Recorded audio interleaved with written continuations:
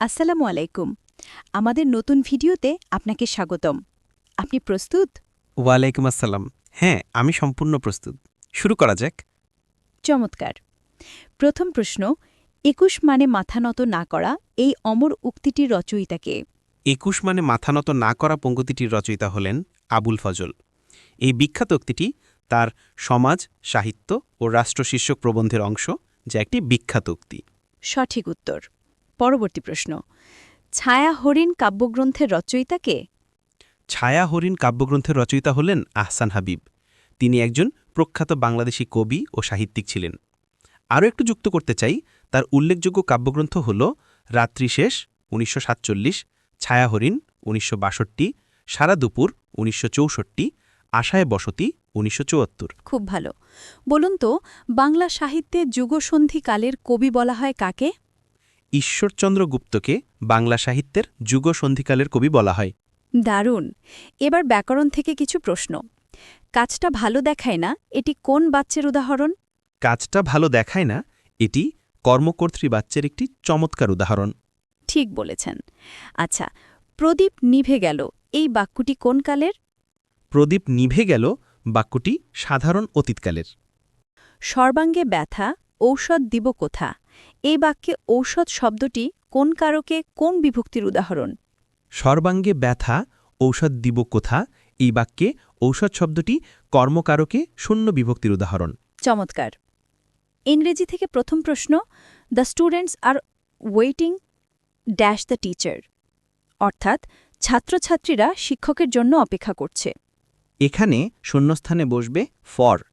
পুরো বাক্যটি হবে the students are waiting for the teacher.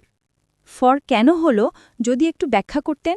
অবশ্যই, ওয়েট ফর একটি বহুল ব্যবহৃত ফ্রেজাল ভার্ব, যার অর্থ কারো জন্য বা কিছুর জন্য অপেক্ষা করা।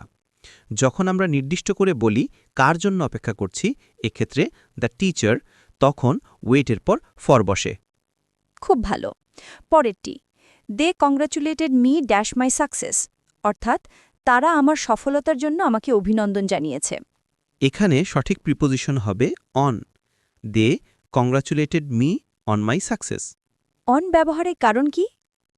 এটি একটি ফিক্সড প্রিপোজিশনের উদাহরণ। কাউকে তার কোনো অর্জনের জন্য, যেমন সাকসেস, ভিক্টরি, প্রমোশন জন্য অভিনন্দন জানাতে ইংরেজিতে কংগ্রাচুলেট সামওয়ান অন সামথিং, এই স্ট্রাকচারটি ব্যবহৃত হয়। বুঝতে পারলাম।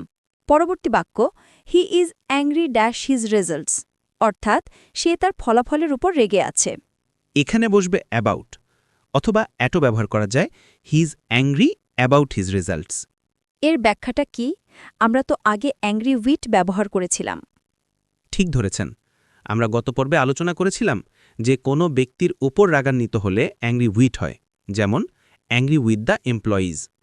কিন্তু কোনো বিষয়, বস্তু বা পরিস্থিতির উপর রাগ করলে অ্যাংরি অ্যাট বা অ্যাংরি অ্যাবাউট হয়। যেহেতু হিজ রেজাল্টস অর্থাৎ তার ফলাফল একটি বিষয়, তাই এখানে অ্যাবাউট ব্যবহার করা হয়েছে। দারুণ, মনে রাখার মতো বিষয়।